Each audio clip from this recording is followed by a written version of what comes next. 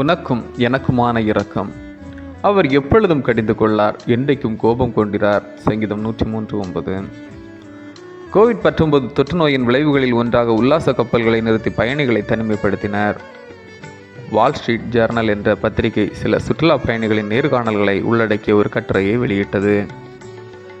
தனிமைப்படுத்தப்பட்ட இந்த தருணங்கள் அதிகம் பேசுவதற்கான வாய்ப்பாய் இருந்தது என்று சொன்ன ஒரு பயணி தன்னுடைய மனைவியை குறித்து சொல்லும்போது அவர் செய்த தப்பிதங்கள் அனைத்தையும் நினைவில் வைத்திருக்கின்ற அவளுடைய ஞாபக சக்தியை வேடிக்கையாய் எடுத்து சொன்னார்.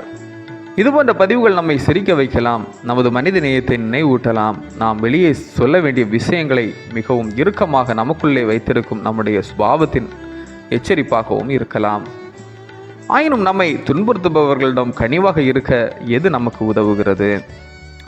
சங்கீதம் 103:8-12 வரை நம்முடைய பெரிய தேவனை குறித்து சித்தரிப்பது போன்ற எண்ணங்களே ஆகும். வசனங்கள் சொல்வதை கவனத்தில் கொள்ள வேண்டும். கர்த்தர் ஊர்க்கமும் இரக்கமும் நீடிய சாந்தமும் மிகுந்த கிருபையும் உள்ளவர். அவர் எப்பொழுதும் கடிந்து கொள்ளார், என்றென்றைக்கும் கோபம் கொண்டிறார். அவர் நம்முடைய பாவங்களுக்கு தக்கதாக நமக்கு செய்யாமலும் நம்முடைய அக்கிரமங்களுக்கு தக்கதாக நமக்கு சரிகட்டாமலும் இருக்கின்றார். நாம் ஜெபத்துடன் வேதத்தை வாசிக்கும் போது தேவனுடைய உதவியை நாடுவது என்பது சில வேளைகளில் அவர்களை தண்டிக்கும் தவறான பாதைக்கு நம்மை திசை திருப்பலாம். இது நமக்காகவும் நாம் காயப்படுத்த நினைப்பவர்களுக்காகவும் கிருபையோடும் இரக்கத்தோடும் மன்னிப்பை செயல்படுத்துவதற்கு உதவுகிறது. ஜெபம்.